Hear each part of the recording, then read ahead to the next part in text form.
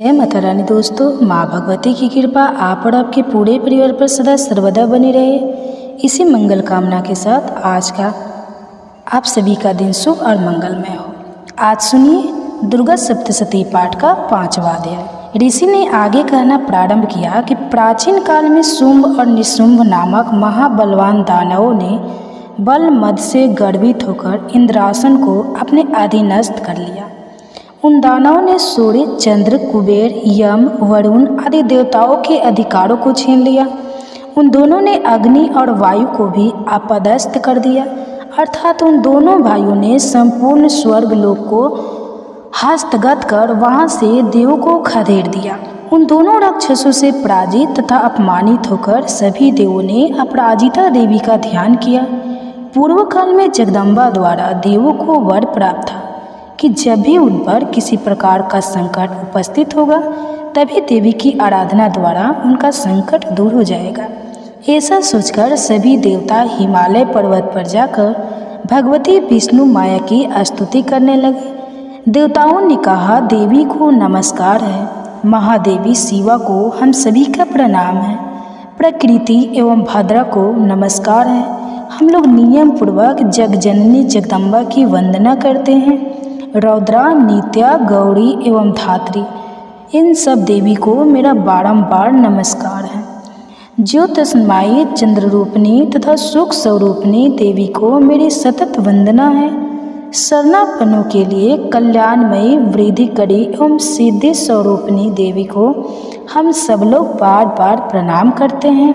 नैऋत्य दानवों की लक्ष्मी, राजाओं की लक्ष्मी तथा सर्वाणी स्वरूपिणी जगदम्बा को हम सब नतमस्तक होकर अभिवादन करते हैं। दुर्गा संकट हारिणी, सर्वभूता सर्वकारिणी ख्याति कृष्णा और धूर्मा देवी को मेरा सदैव नमस्कार है। अत्यंत सौम्यायम अत्यंत रौद्रा देवी को हम सब 100 बार नमस्कार करते हैं। जगत की आधारूपिणी देवी को मेरा बारंबार नमस्कार है।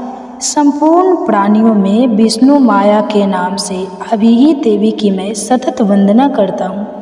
समस्त जीवों में चेतना नाम से युक्त देवी का मैं अभिवादन करता हूँ। सभी प्राणियों में बुद्धि रूप से अवस्थित देवी को मेरा प्रणाम है। समस्त जीवों में निद्रा रूप में स्थित देवी की मैं वंदना करता हूँ। सभी जीवों में क्षुधा रूप में विद्यमान देवी को मेरा अभिवादन है।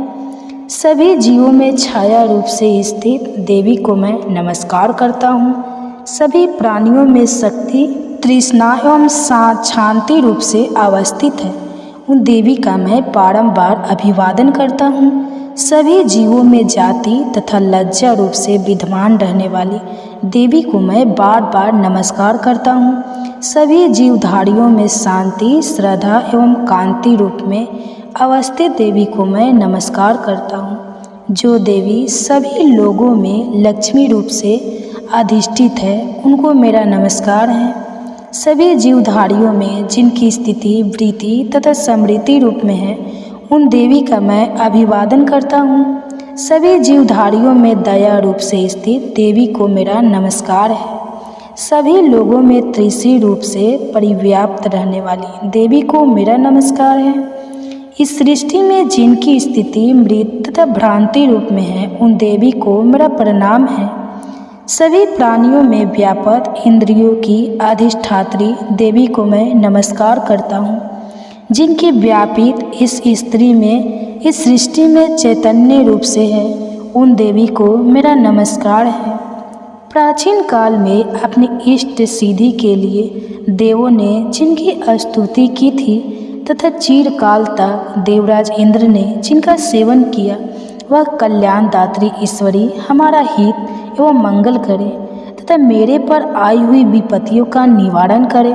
इस समय दैत्यों के अनाचार से पीड़ित होकर हम सभी देवता जिन परमेश्वरी को प्रणाम करते हैं तथा जो व्यक्तियों द्वारा श्रद्धा निमित्त होकर स्मरण करने से उनके समस्त संकटों का निवारण करती है, वे ही जगदम्बा मेरे कष्टों को भी दूर करे।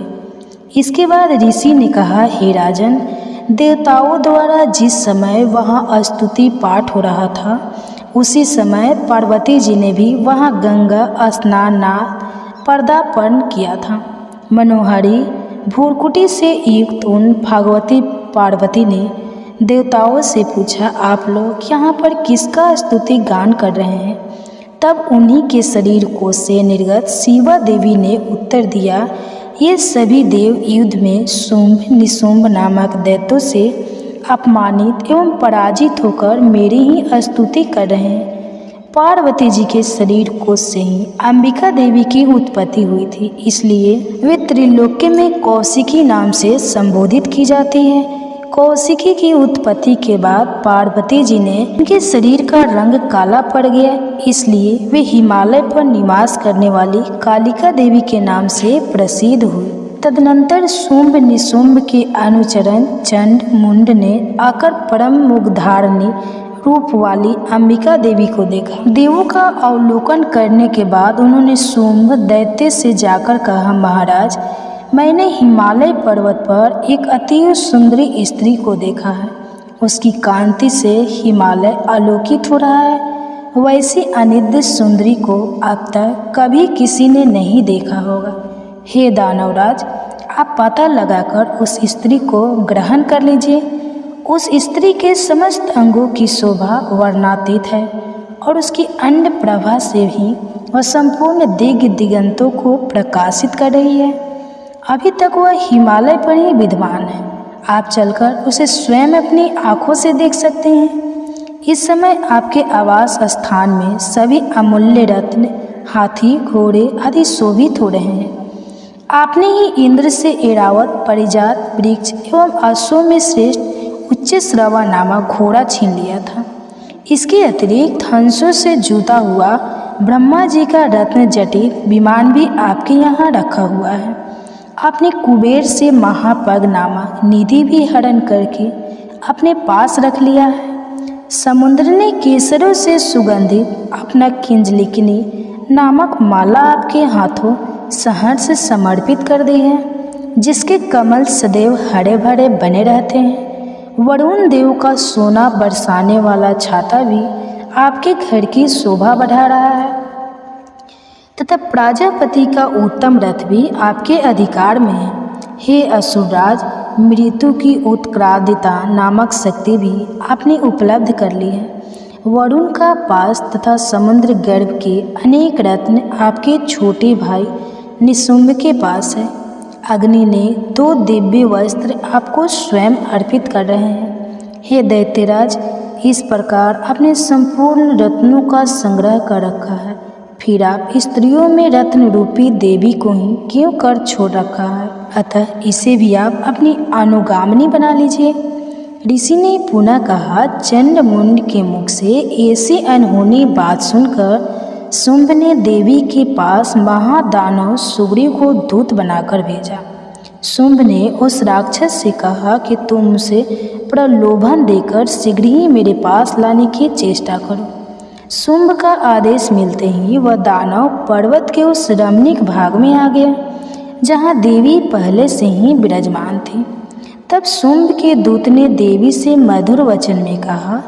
दूत ने देवी से कहना प्रारंभ किया, हे देवी, इस समय दैत्यराज शुंभ ही इस त्रिलोक्य के एकमात्र अधिपति हैं। उन्हीं का भेजा हुआ मैं दूत के रूप में तुम्हारे सम्मुख उपस्थित हुआ हूँ। सभी देवगण उनकी आज्ञा का पालन बिना प्रतिरोध करते आए हैं। कोई भी उनका आदेश नहीं टाल सकता है।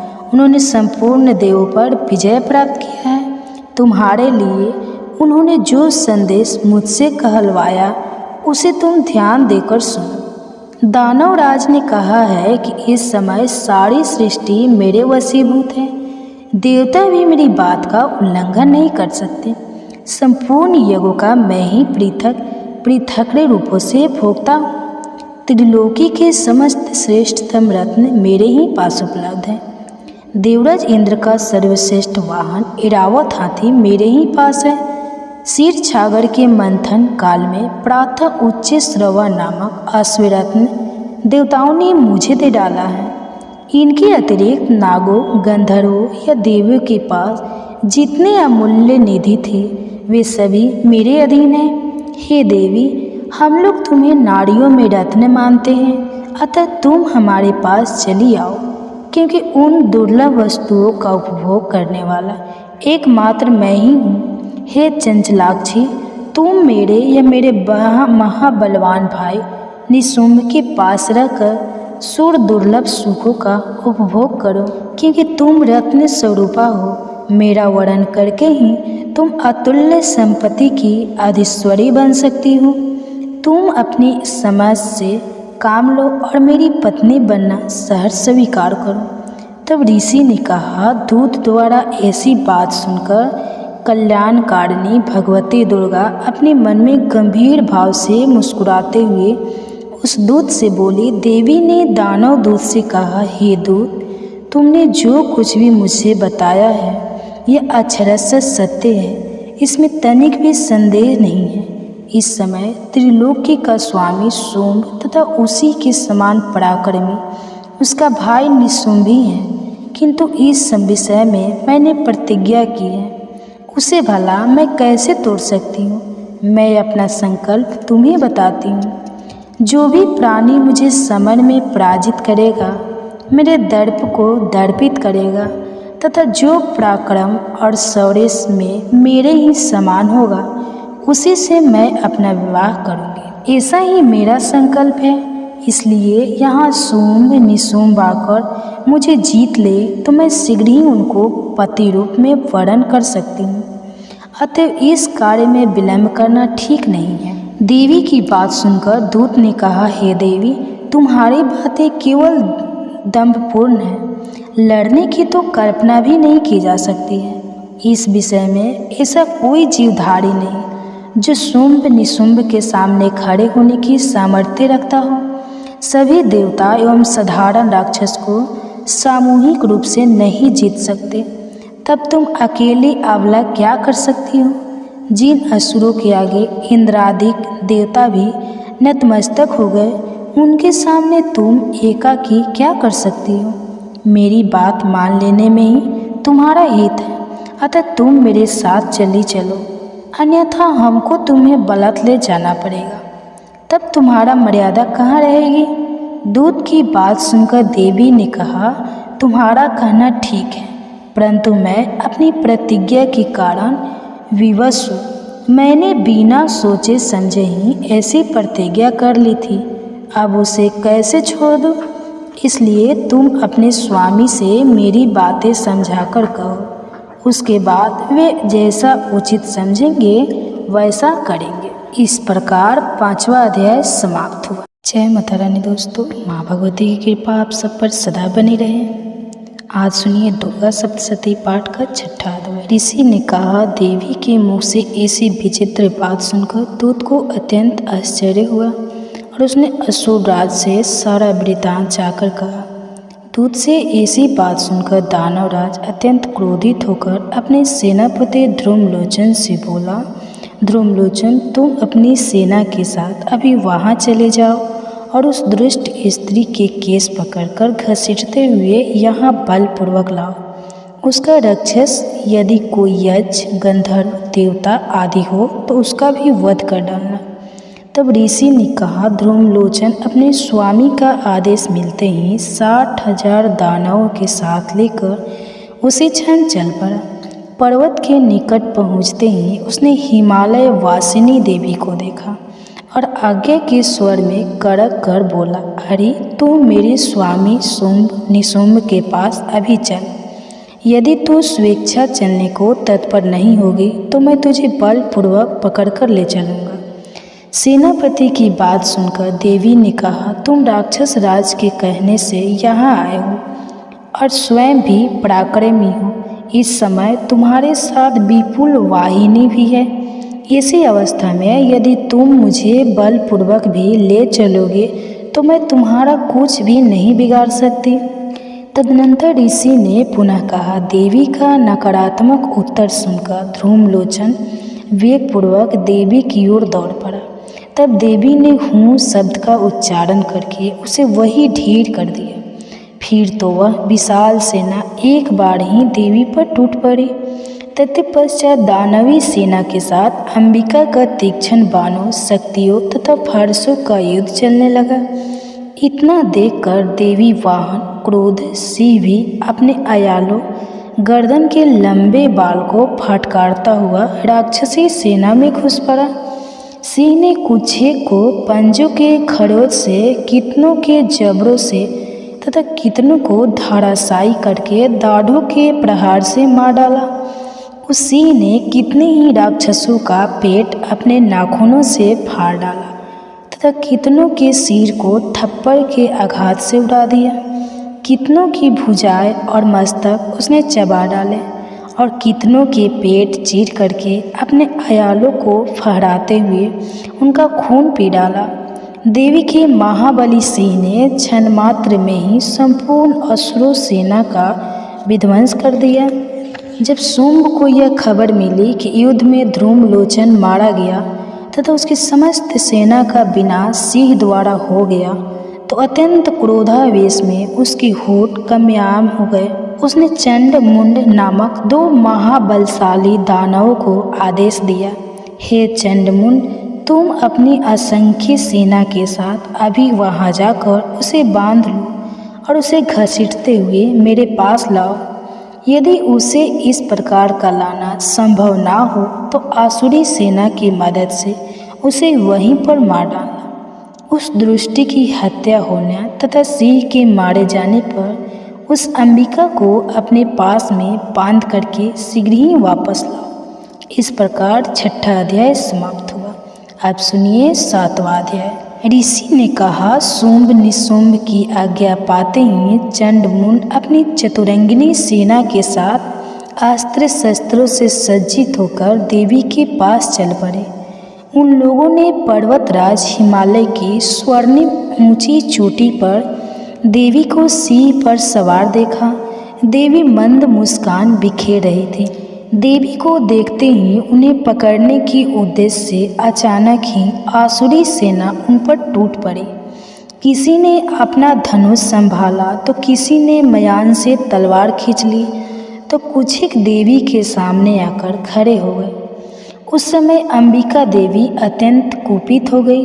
क्रोधानल के धधकने से उनकी मुखाकृति काली हो गई, उनकी भवें तन गई तथा उस स्थान से विकराल काली का प्रादुर्भाव हुआ। उनके हाथ में तलवार तथा पास था। वे चीते के चमड़े की साड़ी पहने नर मुंडों की माला से सुशोभित हो रही थी। उनके हाथ की तलवार विशिष्ट प्रकार की थी। उनके शरीर का मांस सूख कर केवल अस्थि पंजर रह गया था। इसी वेश के कारण उनकी आकृति बड़ी डरावनी लग रही थी। उनके विशाल मुख गहर में जीव लबलबा रही थी, जिसके कारण वे बहुत ही भयंकर दिख रही थी। उनके नेत्र अक्षी कोटरों में भीतर की ओर धंसे हुए थे। उनकी आंखें लाल वर्ण की थी। वे देवी अपनी भीषण गर्जना से त्रिलोक को कंपित कर रखी थी। वे कालिका देवी मुख्य असुरों का वध करती हुई बड़े वेग से दैत्य की सेना पर टूट पड़ी और उन सभी को अपना भक्ष्य बनाने लगी। वे विकराल देवी अपने एक ही हाथ से पकड़कर अंगरक्षसों, अंकुशधारी महाबली, बड़े बड़े वीरों तथा गंडधारी विशालकाय हाथियों को अपने मुख में भर लेती थी। इसी तरह हाथी, घोड़े, सारथी आदि को निगलकर भीषण आवाज में उन्हें चबा रही थी। किन्हीं किन्हीं राक्षसों के केस खींचकर, किन्हीं की गला मरोड़कर, किसी को पैरों तले रौंदकर एवं किसी को अपने वज्र प्रहार से हिमालय भेज देती थी। दानवों द्वारा छेपित अस्त्र शस्त्रों को वे मुंह में पकड़कर दांतों से पीस डालती थी। काली ने उन महाबली दैत्य समूहों को कुचल डाला। कितनों को ही उन्होंने अपना आहार बनाया तथा कितनों को रणभूमि से भागने में विवश कर दिया।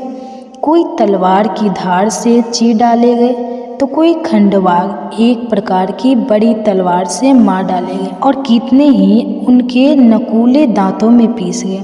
इस प्रकार क्षण मात्र में ही देवी ने उस विशाल सेना का अंत कर डाला।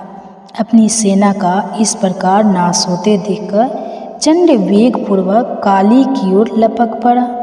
उसने अपने बाण बरसाकर तथा हजारों बार प्रयुक्त अपने चक्रों को चलाकर देवी को ढक दिया। देवी के मुख विवर में प्रविष्ट वे अनेकों चक्र ऐसे लगे मानो अनेक सूर्य मंडल मेघों से ढक गए हो।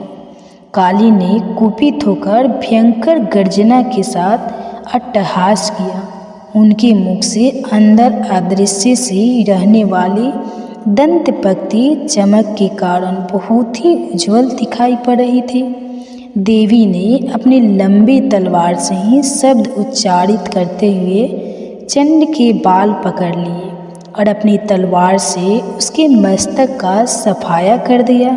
चंड के मरते ही मुंड तेजी से देवी की ओर झपट पड़ा, परंतु देवी ने क्रोध होकर अपनी तलवार से मुंड को भी मार गिराया। चंड मुंड के गिरते ही बची खुची सेना भाग खड़ी हुई। तब देवी चंड मुंड के कटे सिर को हाथ में लेकर भगवती चंडिका के पास गई और विकट अट्टहास करके कहने लगी, हे देवी, मैंने इस चंड मुंड नामक महापशु को तुम्हें भेंट दिया है। अब आगे युद्ध में शुंभ निशुंभ का वध तुम स्वयं ही करना। तदनंतर ऋषि ने कहा, चंड मुंड के खंडित सिर को देखकर कल्याणकारिणी चंडी देवी काली से मधुर वचनों में बोली, हे देवी, तुमने मुझे चंड और मुंड को अर्पित किया है। अब से विश्व में तुम्हारी ख्याति चंड मुंडा के नाम से होगी। इस प्रकार 7वां अध्याय समाप्त हुआ। जय माता रानी। दोस्तों, माँ भगवती की कृपा आप और आपके पूरे परिवार पर सदा सर्वदा बनी रहे। इसी मंगल कामना के साथ आप सभी का दिन शुभ और मंगलमय हो। आज सुनिए दुर्गा सप्तशती पाठ का 8वां अध्याय। ऋषि ने कहना प्रारंभ किया, चंड मुंड की मृत्यु की खबर पाकर दैत्यराज क्रोध से पागल हो उठा। उसने अपनी संपूर्ण सेना को युद्ध की तैयारी करने को कहा। शुंभ ने कहा, आज उदायुध नामक 86 दैत्य सेनापति अपनी सेनाओं के साथ रणभूमि में चले। कंबू नामधारी दानव के 84 सेनानायक अपनी सेनाओं को तैयार करके युद्ध स्थल में प्रस्थान करें। कोटि वीर वंश के 50 और धर्म कुल के 100 सेनापति मेरी आज्ञा से आज युद्ध में चले। कालक, द्रोहद, मौर्य और कालके नामक दैत्य भी मेरी आज्ञा से तुरंत कूच कर दे। शुंभ सबको आदेश देकर हजारों बड़े बड़े दानव समूहों के साथ स्वयं रणभूमि में चल पड़ा। अपनी ओर विशाल आसुरी सेना को उन्मुख होते देखकर देवी चंडिका ने अपने धनुष की टंकार से समस्त क्षितिज और आकाश मार्ग को प्रकंपित कर दिया। साथ ही साथ देवी वाहन सिंह ने भी अपनी कंकर्ष ध्वनि में दहाड़ना शुरू कर दिया। देवी ने उस भीषण ध्वनि को अपनी घंटी की आवाज़ से और भी कठोर बना दिया। धनुष की कंटंकार, सिंह की दहाड़ और घंटे के राव में दिगंतर पूरित हो गए। काली ने उस भीषण ध्वनि से अपने मुख को अपेक्षा अधिक विस्तृत कर लिया। इस प्रकार वह पूर्ण विजयिनी हो गई। उस भीषण कोलाहल को सुनकर आसुरी सेनाओं ने चंडिका, काली तथा सिंह को कुपित हो चतुर्दिक से घेर लिया। हे राजन, ठीक उसी समय ब्रह्मा, शिव, कार्तिकी, विष्णु तथा इंद्रादि देवों की महान बलवती शक्तियाँ भी उन लोगों के शरीर से बहिर्गत होकर देवी के पास दानवों के विनाश एवं देवों के अभ्युत्थान के लिए पहुँचे। असुरों से भिड़ने के लिए देवों के रूप, वेश, वाहन आदि के अनुरूप ही उनकी शक्तियाँ भी इकट्ठी हो गई। सर्वप्रथम हर्षारूढ़ अक्ष सूत्र और कमंडलों से सुज्जित होकर ब्रह्मा जी की शक्ति निर्गत हुई। उसी शक्ति को ब्राह्मणी भी कहा गया है। शिव की शक्ति वृषभासीन होकर हाथों में त्रिशूल, ब्याल, कंकण और मस्तक पर चंद्र रेखा से सुशोभित हो आ गई। कार्तिकी की शक्ति मयूरासीन हो हाथ में शक्ति धारण करके रणभूमि में उपस्थित हुई। इसी प्रकार विष्णु की शक्ति गरुडारूढ़ होकर शंख, चक्र, गदा, धनुष तथा खंडक लिए आधम की। भगवान की यज्ञवरा रूप धारणी शक्ति भी शूकर के वेश में वहां प्रकट हो गई। भगवान नरसिंह की नरसिंह शक्ति भी उन्हीं के जैसा रूप बनाकर आ गई। इसके आयालों के फहराने से आकाश तारिकाएं मानो बिखर पड़ती हैं। इसी प्रकार हाथ में ब्रज लिए ऐरावत हाथी पर आरूढ़ होकर इंद्र की शक्ति भी वहां उपस्थित हो गई। इंद्र की शक्ति भी उन्हीं के समान 1000 आँखों वाली थी। उन संपूर्ण देव शक्तियों से पूर्ण शिव जी ने देवी चंडिका से कहा, अब तुम मेरी प्रसन्नता के लिए शीघ्र ही इन असुरों का संहार करो। इतना सुनते ही देवी के शरीर से अत्यंत विकराल एवं उग्र रूप वाली चंडिका शक्ति की उत्पन्न हुई, जिसके द्वारा सैकड़ों सियारिनों की सी ध्वनि निकल रही थी। उस अपराजिता देवी ने धूसर वर्ण वाले जटाधारी शिव जी से कहा, भगवान आप शुंभ निशुंभ के पास दूत बनकर जाइए। वहां जाकर आप उन दोनों दानवों और उसके साथियों से संदेशा कहिए कि हे दानवों, यदि तुम सब जीवित रहने के इच्छुक हो तो सभी पातालपुरी को वापस लौट जाओ, जिससे इंद्र को त्रिलोकी का राज्य प्राप्त हो और सभी देव अपने अपने यज्ञ भागों का उपभोग करें।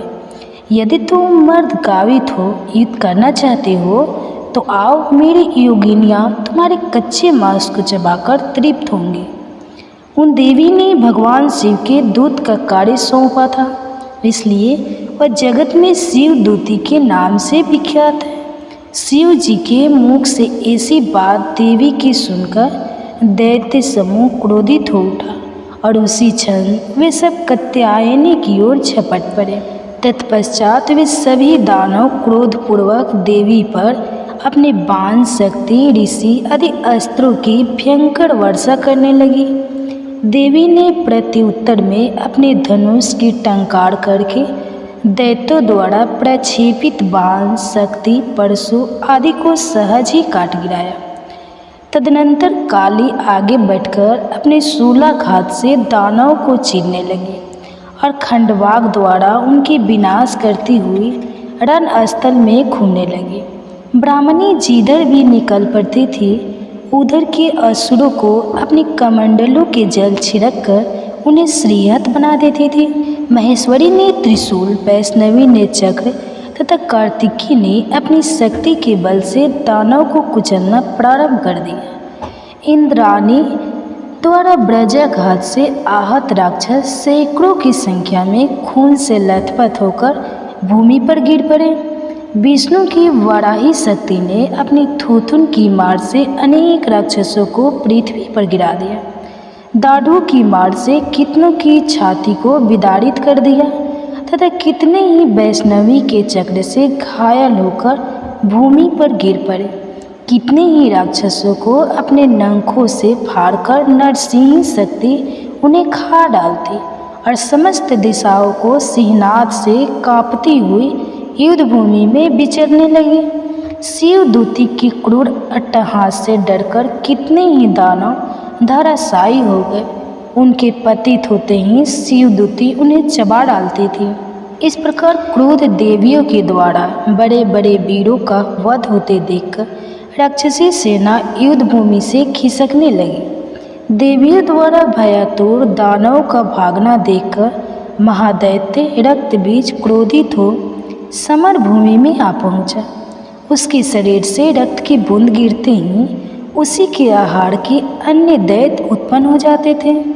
अब महादानव रक्तबीज हाथ में गदा लेकर इंद्राणी से युद्ध करने लगा। तब इंद्राणी ने ब्रजाघात से उसे आहत कर दिया। ब्रज के प्रहार से उसके शरीर से खून की बूंदें टपकने लगी, जिससे उसी के अनुरूप नए दानव की उत्पत्ति होने लगी। उसके शरीर से खून की जितनी बूंदें पृथ्वी पर गिरी थी, उतने ही नए दैत्य पैदा हो गए। नए उत्पन्न राक्षस मृत गणों के साथ भीषण वेग से युद्ध करने लगे। इंद्राणी के ब्रज प्रहार से उस राक्षस के मस्तक से खून चूने लगा, जिसके फलस्वरूप सहस्त्रों नए दानव प्रकट हो गए। वैष्णवी ने अपने चक्र से रक्त बीज पर आघात किया, फिर इंद्री ने गदा की चोट से उसे घायल कर दिया। वैष्णवी के चक्र से घायल होने के कारण रक्त बीज की देह से बहुत अधिक मात्रा में खून निकला, जिसके फलस्वरूप असंख्य राक्षसों की उत्पत्ति हो गई और उनके द्वारा समस्त चराचर विश्व व्याप्त हो गया। कौमारी ने अपनी शक्ति, वराही ने खंडक और महेश्वरी शक्ति ने अपने त्रिशूल के द्वारा रक्त बीज को आहत कर दिया। तब रक्त बीज अत्यंत कोपित होकर संपूर्ण मृत शक्तियों पर अपनी गदा के प्रहार से करने लगा। शक्ति शूल आदि के द्वारा विद्ध होने पर उसके रक्त द्वारा अगणित नए महादानव की उत्पत्ति हो गई। इस प्रकार उन दानवों से उत्पन्न नए दैत्यों द्वारा समस्त जगत आच्छादित हो गया। उसे देखकर देवतागण त्रस्त हो गए। देवताओं के भयातुर देखकर चंडिका ने जल्दी से काली को संबोधित किया। चामुंडे, तुम अपने मुख का और अधिक विस्तार करो। रक्त बिंदु से उत्पन्न होने वाले नए असुरों को तुम द्रुत गति से भक्षण कर लो। तुम नए राक्षसों का भक्षण करती हुई रणभूमि में विचरती रहो। इस तरह जब उसके शरीर का समग्र रक्त कोश समाप्त हो जाएगा, तब अनायास ही उसका वध हो सकेगा। जब तुम उन भीषण दानवों का भक्षण कर डालोगी, तब नए दैत्यों का उत्पन्न होगा, बंद हो जाएगा। इतना कहकर चंडिका देवी ने अपने शूल से रक्त बीज पर प्रहार किया।